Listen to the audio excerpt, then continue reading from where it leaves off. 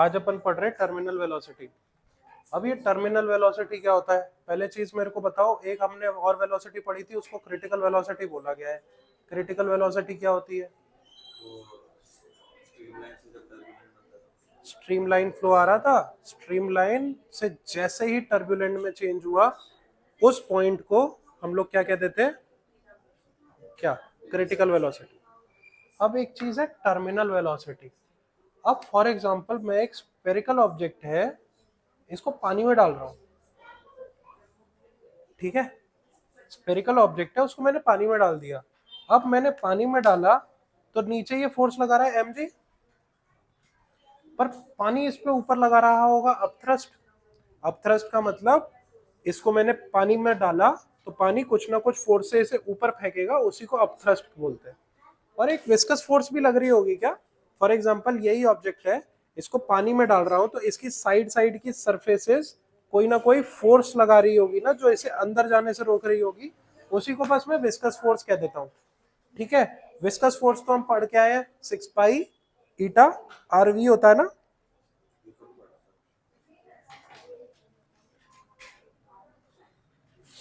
बहुत बढ़िया,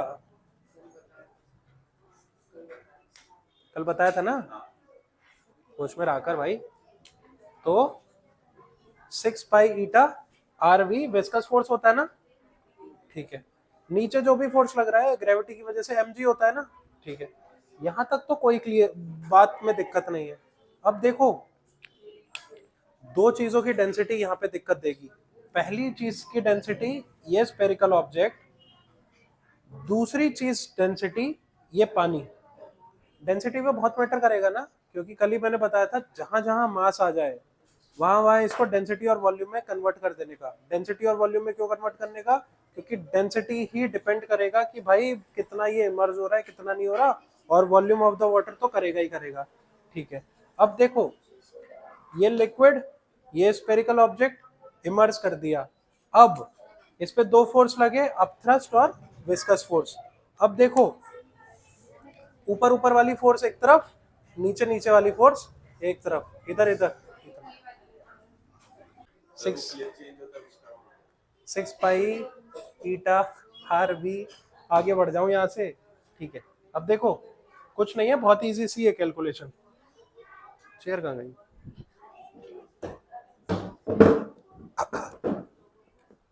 कुछ नहीं, इसमें सारी चीजें सेम है, बस रो अलग है।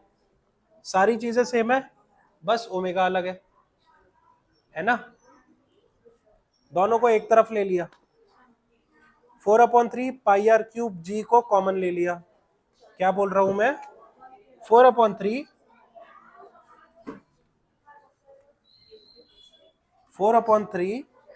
पाई आर क्यूब जी को मैंने कॉमन ले लिया। क्या आ गया? ओमेगा माइनस या rho minus omega is equals to 6 pi eta R V. Pi से पाई उड़ा दूं, जल्दी जल्दी सेटल हो जाओ। हाँ, आर से आर स्क्वायर हो गया, जी तो रहेगा ही, और कुछ कर सकता है क्या? 3 3 और 6, 3 और 6 नीचे ऊपर है यार, ऊपर वाला कट सकता है, 2 और 3। तो यहाँ पे आ जाएगा 2/3 r square g rho minus omega is equals to 3 eta v. ठीक है, 3 ईटा को नीचे भेज दो क्योंकि क्रिटिकल वेलोसिटी निकालनी है मेरे को, तो मतलब मेरे को वी निकालने का है। नीचे भेज दो, 3 3 जा 9 हो जाएगा, 2/9 ईटा, ऊपर क्या आ जाएगा? आर स्क्वायर जी तुम्हारा रो माइनस। अब इसमें ध्यान रखना, density of sphere minus density of liquid होता है, उल्टा मत करके आ जाना, उल्टा मत करके आ जाना फॉर्मूले में, ठीक है। क्योंकि पूरे चैप्टर में तुमने रो डेंसिटी ऑफ लिक्विड ली है, इसका मतलब ये मत करना कि डेंसिटी ऑफ लिक्विड ले लो रो को। पूरे चैप्टर में अपन ने रो डेंसिटी ऑफ लिक्विड ही तो लिया था, पर इसमें हम रो को डेंसिटी ऑफ स्पीयर ले रहे हैं, बस इतना याद रखना, ठीक है। बहुत इंपॉर्टेंट फॉर्मूला है, न्यूमेरिकल भी है इसमें, एक्सरसाइज में न्यूमेरिकल भी है, सिंपली सॉल्व कर लेंगे, फॉर्मूला डालेंगे, आंसर निकलेगा, ठीक है। इस चैप्टर में इतने अच्छे अच्छे फॉर्मूले हैं, सीईटी में डायरेक्टली फॉर्मूला आ जाता है वैल्यू डालने का, आंसर निकालने का। पर क्वेश्चन अगर आया तो रो माइनस ओमेगा भी आएगा, ओमेगा माइनस रो भी आएगा, दोनों ही ऑप्शन होंगे तुम्हारे आंसर में, वहीं कंफ्यूज होके आंसर गलत करके आओगे, उसका ध्यान रखने का। इक्वेशन ऑफ कंटिन्यूटी, कंटिन्यूटी का मतलब क्या है, कंटिन्यू का मतलब क्या है, ये गप्पे मार रहे हैं, गप्पे मारते में कंटिन्यूअस गप्पे मार रहे हैं, तो रुक ही नहीं रहे, तो कंटिन्यूअस का मतलब है बिना रुके कोई चीज चल रही है। तो अगर मेरा पानी या कोई भी लिक्विड यहां से यहां तक मूव कर रहा है कंटिन्यूअसली, तो वो इक्वेशन ऑफ कंटिन्यूटी बोला है। अब देखो एक चीज बताओ मुझे, हम फ्लूइड लेते हैं, एयर फ्लूइड होता है कि नहीं होता, एयर फ्लूइड होता है, ठीक है। जब एयर फ्लूइड होता है तो हम यहाँ सारी इक्वेशंस में एयर को क्यों नहीं फ्लो करा रहे, हम वाटर को क्यों फ्लो करा रहे हैं, करा सकते हैं ना, वेरी गुड, क्या बोल गया ये, कंप्रेसिबिलिटी, जिस भी चीज को कंप्रेस किया जा सकता है, तो ऐसा हो सकता है कि अगर मेरी एयर यहां से फ्लो कर रही है तो प्रेशर डिफरेंस कुछ ना कुछ होगा ही, प्रेशर डिफरेंस होने की वजह से एयर तो कंप्रेस हो सकती है ना, कंप्रेस का मतलब है एयर के पार्टिकल इतना इतना दूर, तो इनकेस उस पर थोड़ा प्रेशर लगा तो वो पास आ गए, पर ऐसा वाटर के साथ तो होगा नहीं, वाटर को कंप्रेस तो कर नहीं सकते, चेंज कर सकते हैं। फॉर एग्जांपल ये वाटर है तो इसको कंप्रेस करोगे तो इधर की इधर निकल जाएगा, है ना, तो water is incompressible, that is why we are taking fluid as water not air, ठीक है। तो इसकी जब तुम कंडीशन भी लिखोगे ना, तो यू हैव टू से कि फ्लूइड टेकन या फ्लूइड कंसीडर्ड इज इनकम्प्रेसिबल, ठीक है, फ्लूइड जो हमने कंसीडर किया है वो इनकम्प्रेसिबल है। अब देखो मेरा फ्लूइड वेलोसिटी v1 से अंदर घुसा, वेलोसिटी v1 से अंदर घुसा और वेलोसिटी v2 से बाहर निकला, यहाँ का एरिया कुछ ज्यादा है, यहाँ का एरिया है थोड़ा कम, ठीक है, यहाँ के एरिया को मैंने ले लिया a1, यहाँ के एरिया को मैंने ले लिया a2, ठीक है। अब कितना पानी छोटे से टाइम फ्रेम में निकला होगा, यहां से और यहां से, वो बस मुझे निकालने का है, ठीक है, ठीक है। अब मुझे एक बात बताओ कि speed is equals to distance upon time, velocity is equals to displacement, ठीक है। तो velocity is equals to displacement upon time, तो अगर मेरे को डिस्प्लेसमेंट निकालना है तो वेलोसिटी को मल्टीप्लाई कर दो ना टी में, तो ये जो डिस्टेंस है वो v1 इंटू टी1 हो जाएगा, ये वाला डिस्टेंस v इंटू टी2 हो जाएगा।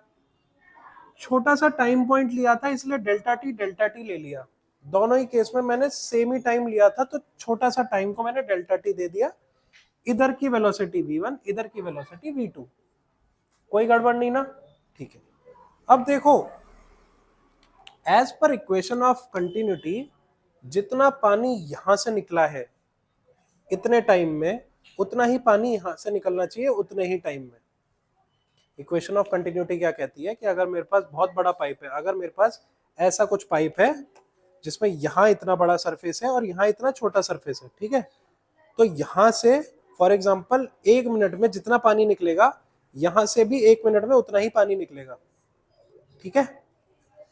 अब देखो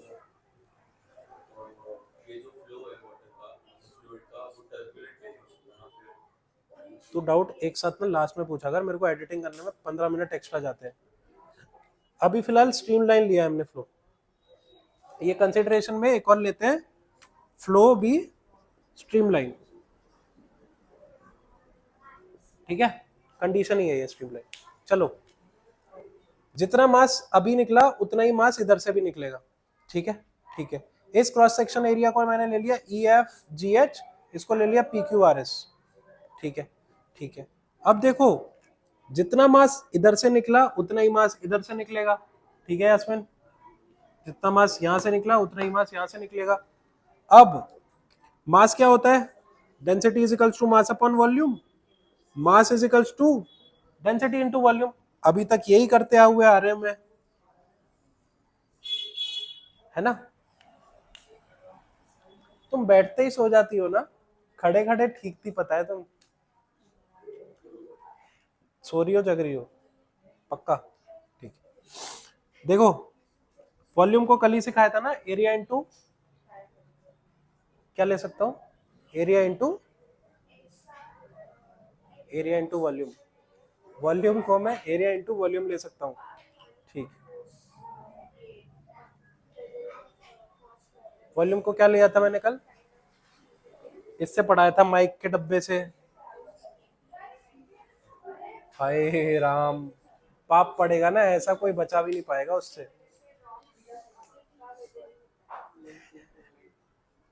थोड़ा सा मिस हो गया, देख। Length into breadth into height. Length into breadth क्या है? एरिया इंटू हाइट या डिस्टेंस इंटू एरिया। हाँ, एरिया इंटू ये छोटा सा डिस्टेंस को मैंने क्या लिया था? V1T, V1 delta T। Same density area 2 into displacement T है ना, ये डिस्प्लेसमेंट T है ना यार, याद रखना भाई, वॉल्यूम को एरिया इंटू हाइट कहते हैं। अब कुछ नहीं, काटा पीटी चालू। रो से कट गया रो, डेल्टा T से कट गया डेल्टा T। क्या आ गया? A1 V1 is equals to A2 V2 where A is the area and V is the velocity. That means अगर यहां से क्रॉस सेक्शन बढ़ाए, इधर इधर इधर सारे लोग इधर, अगर इधर क्रॉस सेक्शन बढ़ाए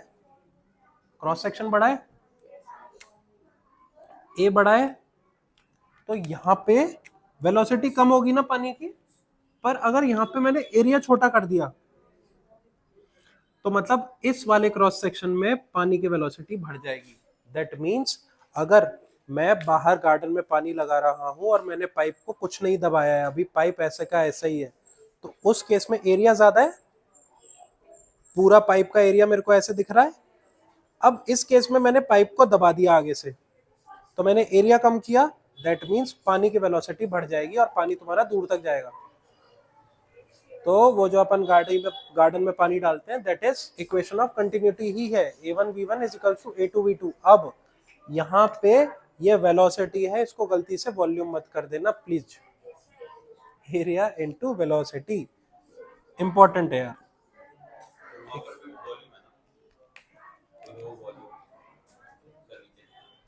आया नहीं अब तक में, नहीं आया। अब एक क्वेश्चन पूछा था मैंने, चलो उस क्वेश्चन से पहले ये देख लो,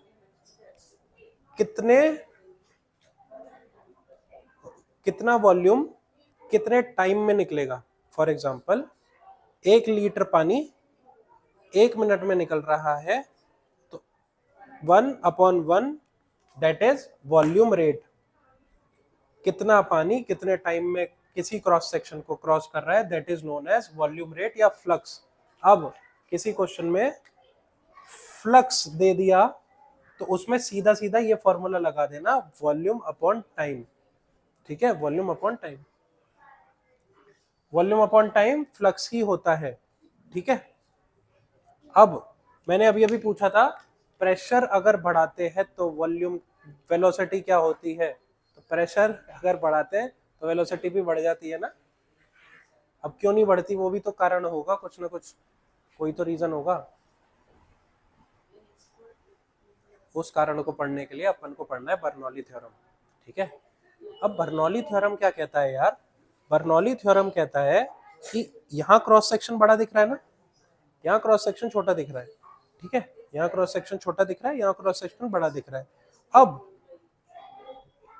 यहाँ क्रॉस सेक्शन अगर बड़ा है तो वेलोसिटी कम होगी ना, इक्वेशन ऑफ कंटिन्यूटी से। यहाँ वेलोसिटी ज्यादा होगी ना, अभी अभी पढ़ा है हमने। बर्नौली थ्योरम कहता है कि कभी भी पानी अगर फ्लो कर रहा है तो उसकी पोटेंशियल एनर्जी, काइनेटिक एनर्जी और प्रेशर एनर्जी, प्रेशर की भी कोई एनर्जी हो सकती है क्या? हो सकती है। ये बताओ मेरे को कि दो तरह की एनर्जी तो अपन देख के आ चुके हैं। अगर ये मार्कर यहां रखे हुए पोटेंशियल एनर्जी, मैंने हाथ हटा लिया, धड़ाम नीचे गिरे, काइनेटिक एनर्जी। इधर पोटेंशियल एनर्जी कब होगी? जब पानी मेरा रेस्ट पे था, मैंने टैप खोला नहीं है, टैप खोल दिया, काइनेटिक एनर्जी लगी। काइनेटिक एनर्जी किससे लग रही है? मूवमेंट से। बट जो प्रेशर एक्यूमुलेट हुआ है वो प्रेशर भी लगा रहा होगा, प्रेशर लगा रहा होगा ना कोई एनर्जी मूव करने के लिए, तो प्रेशर एनर्जी। इन तीनों एनर्जी को अगर वॉल्यूम से हम डिवाइड कर देते हैं, वॉल्यूम क्यों? कितना पानी मेरा यहां से फ्लो कर रहा है वहां तक, अगर उस पूरे वॉल्यूम को मैं डिवाइड कर देता हूं तो ये कांस्टेंट हो जाता है। ये बर्नौली ने बोला। अब बर्नौली का थ्योरम अपन प्रूव भी करेंगे, पर एक चीज मेरे को बताओ कि for example potential energy first case में मैं जीरो कर देता हूं। जीरो क्यों कर दी? क्योंकि मेरा पानी मूवमेंट में था। पानी मूवमेंट में था तो पोटेंशियल एनर्जी है ही नहीं। मैंने तुम्हें केस ही तब दिया जब नल मेरा चालू था, नल बंद ही नहीं है, नल चल रहा है, मस्त पानी फ्लो कर रहा है, पोटेंशियल एनर्जी जीरो हो गई। ठीक, पोटेंशियल एनर्जी जीरो हो गई। काइनेटिक एनर्जी क्या होती है भाई? Half m v square. Pressure energy को पी ले लेता हूं अभी के लिए, दोनों में वी डिवाइड कर दिया है, इज इक्वल्स टू कांस्टेंट। कोई दिक्कत नहीं ना? अब मुझे एक बात बताओ, वॉल्यूम वॉल्यूम नीचे मेरे को कोई रेलेवेंस है नहीं। 2 मिनट के लिए खड़े हो जाओ, दिख नहीं रहा होगा बोर्ड। वॉल्यूम उधर गया, कैंसिल हो गया, तो इसका भी कोई रेलेवेंस नहीं है। ठीक है, मास कांस्टेंट है, हाफ कांस्टेंट है, बच क्या गया? वी स्क्वायर और पी। कर लो कर लो। अच्छा ठीक है,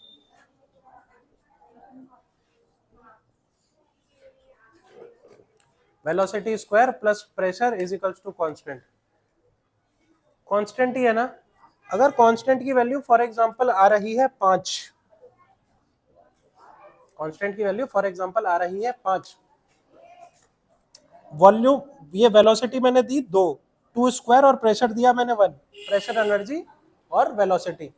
ठीक है, अब इन केस मैंने वेलोसिटी बढ़ाई, आंसर तो कांस्टेंट ही आ रहा है ना, तो प्रेशर क्या गिर जाएगा? चलो एक चीज और देखते हैं,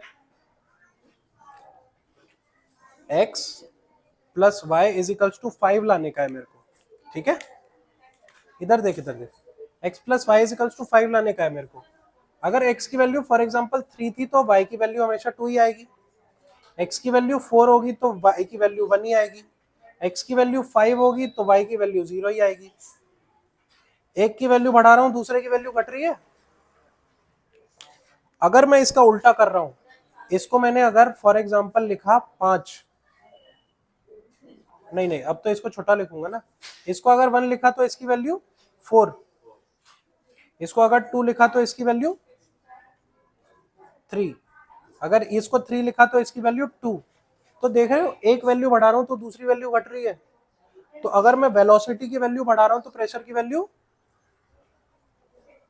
वेलोसिटी की वैल्यू बढ़ा रहा हूं तो प्रेशर की वैल्यू कम होगी, और प्रेशर की वैल्यू बढ़ा रहा हूं तो वेलोसिटी की वैल्यू घटेगी। तो by Bernoulli theorem we can prove that with increase of pressure velocity reduces, velocity increases pressure reduces। समझा? बर्नौली थ्योरम क्या कहता है, बर्नौली प्रिंसिपल क्या कहता है कि potential energy, kinetic energy, pressure energy divide by volume is always constant. Proof कर देते हैं, बहुत इजी सा प्रूफ होता है। देखो पोटेंशियल एनर्जी क्या होती है? mgh। काइनेटिक एनर्जी क्या होती है? Half m v square. कोई दिक्कत नहीं ना? अगर मैं काइनेटिक एनर्जी लिख रहा हूं mv², ठीक है, मास को हम क्या लिख रहे हैं इस पूरे चैप्टर में, रो वी ना, और वेलोसिटी तो initial minus final, initial minus final, या फाइनल माइनस इनिशियल, कुछ भी कर दो कोई प्रॉब्लम नहीं है, पर फिर सब में वही करना, v2² माइनस v1² ना।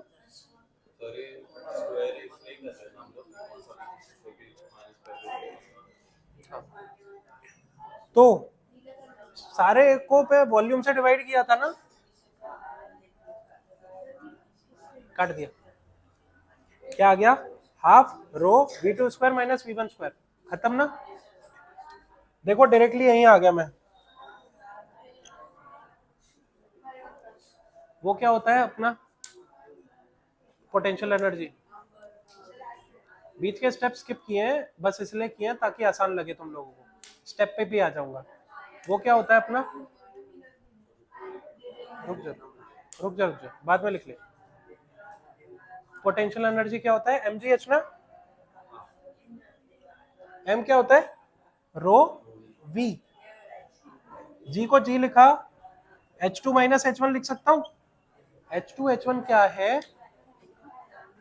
ये अगर ये पाइप है तो इसका फर्स्ट एंड जमीन से इतना ऊंचा था, सेकंड एंड जमीन से इतना ऊंचा था, दैट इज h1 h2, ठीक है, ठीक है।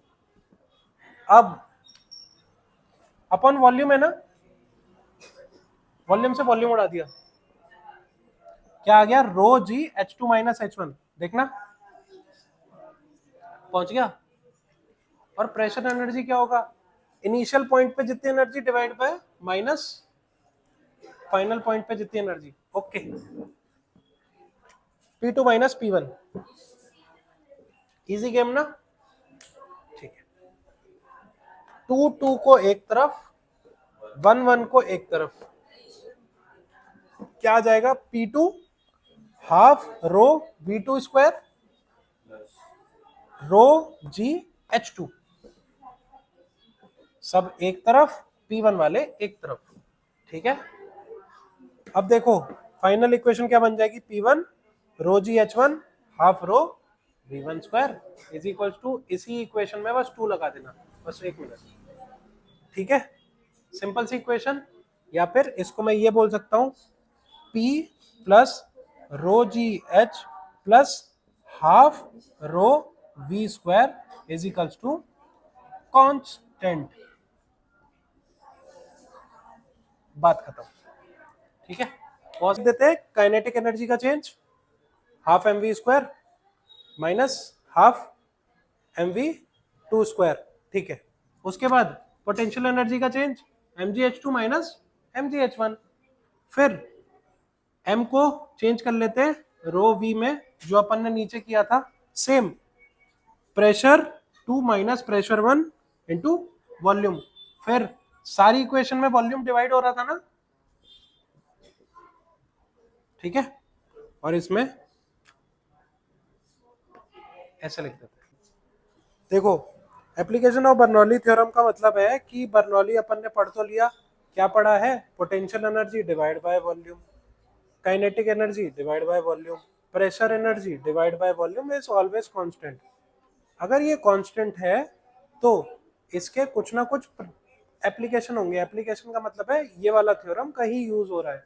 अब फ्री फॉल क्या होती है, कोई पागल व्यक्ति एरोप्लेन में से बिना पैराशूट के कूद जाए, उसको फ्री फॉल कहा गया है। अगर फॉर एग्जांपल ये पानी का कंटेनर था, ठीक है, ये छोटे वाले ईथन में थोड़ा सा वो हुआ, इसने यहाँ पे छेद कर दिया, पानी यहाँ से गिरने लग गया, फ्री फॉल ही हो रहा है ना, पानी को रोकने वाला कोई नहीं है, फ्री फॉल, वेलोसिटी 1, ऊपर से ये पानी का लेवल कितना नीचे हो रहा है, वेलोसिटी 2, यहां से पानी कितनी तेज गिर रहा है, ठीक है।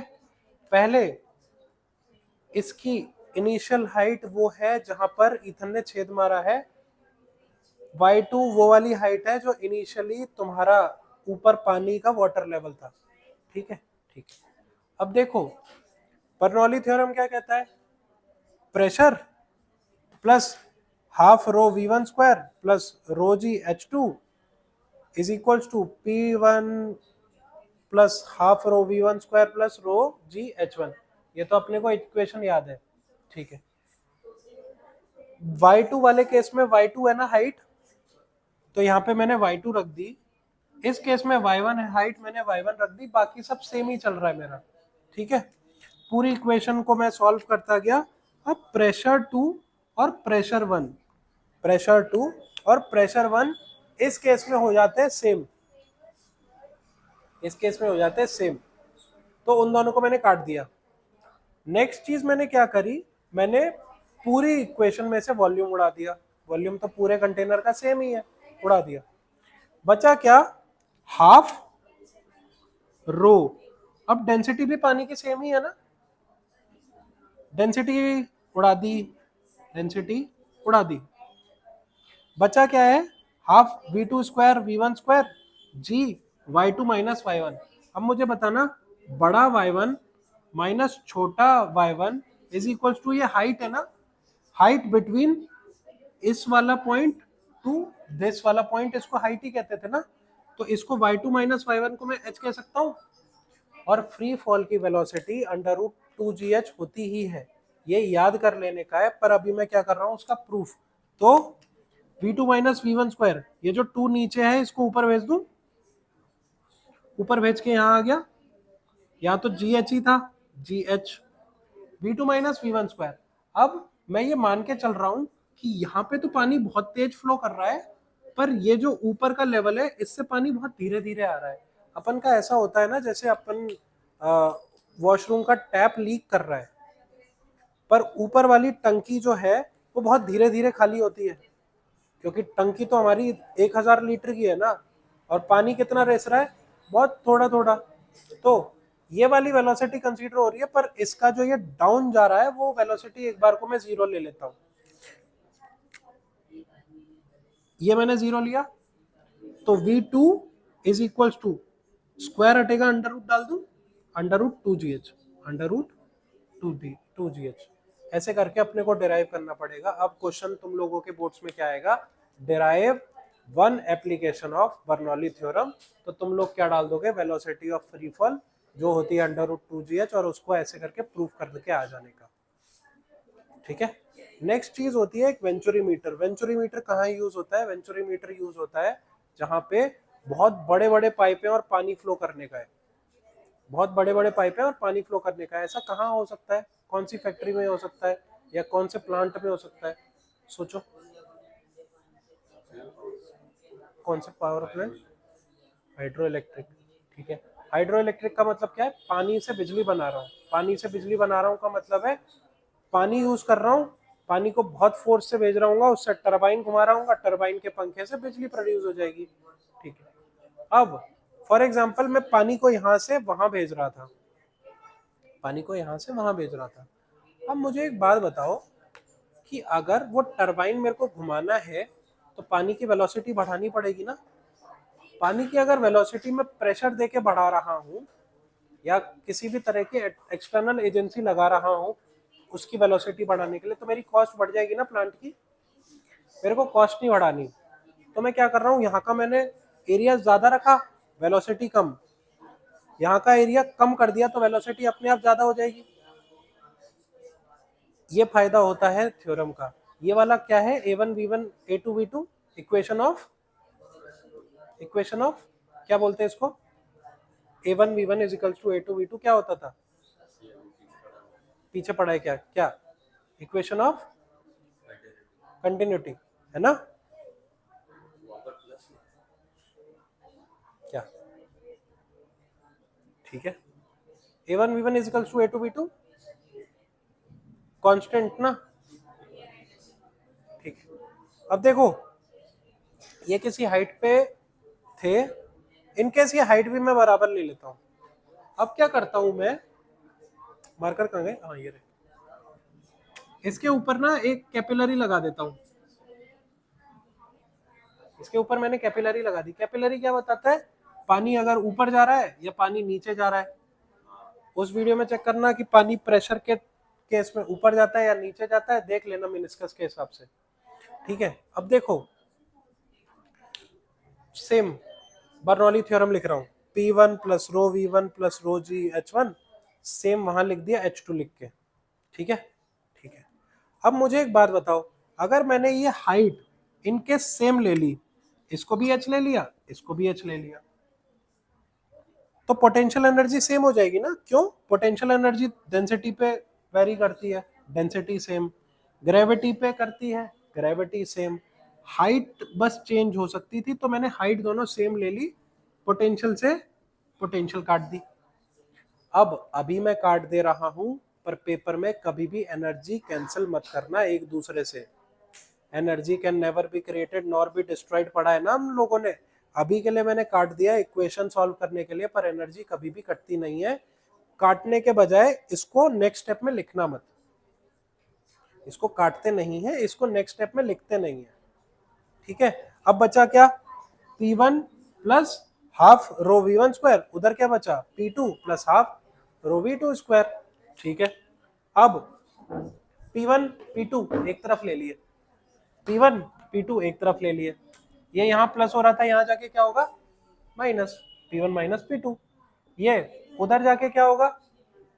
Half rho V2 minus V1। ठीक है, अब मुझे एक बात बताओ कि प्रेशर को मैं रो जी एच लिख सकता हूँ? प्रेशर रो जी एच के बराबर ही होता है, थोड़ा सा तुम्हें चैप्टर पीछे का देखना पड़ेगा। Pressure is equals to rho g h, formula ही होता है। ठीक है, प्रेशर इज इक्वल्स टू मैंने रो जी एच लिखा, और यहाँ पे half into rho V2 minus V1 का स्क्वायर, रो से रो काट सकता हूँ, डेंसिटी तो सेम ही है। ये वाला 2 यहाँ उठ के आ गया, तो 2GH और V2 माइनस V1 स्क्वायर है, तो मेरे को सीधा सीधा पता है कोई ना कोई V तो जीरो हो ही जाएगा, क्योंकि मेरे को आंसर ही निकालना है अंडर रूट 2GH। तो कौन सी वेलोसिटी जीरो हो सकती है? कोई भी वेलोसिटी जीरो नहीं होगी इस केस में। पर इस केस में जब तुम एक्सप्रेशन में आओगे तो इनिशियल वेलोसिटी को जीरो कर देने का। ठीक है, दो फॉर्मूले आते हैं वेंचुरीमीटर के केस में। इन केस तुम्हारा किसी ने पूछ लिया, यहाँ का एरिया दे दिया, यहाँ की वेलोसिटी दे दी, यहाँ का एरिया दे दिया पर यहाँ की वेलोसिटी नहीं दी, तो इक्वेशन ऑफ कंटिन्यूटी से वेलोसिटी 2 निकाल सकते हो, इक्वेशन में डाल देना, आंसर आ जाएगा। ग्रेविटी की वैल्यू मुझे पता है, हाइट की वैल्यू मेरे से निकलवा ली, वेलोसिटी 2 वेलोसिटी 1 दे रखा है, निकल जाएगी, बहुत इजीली निकल जाएगी। बस इतना सा होता है ये। ठीक है,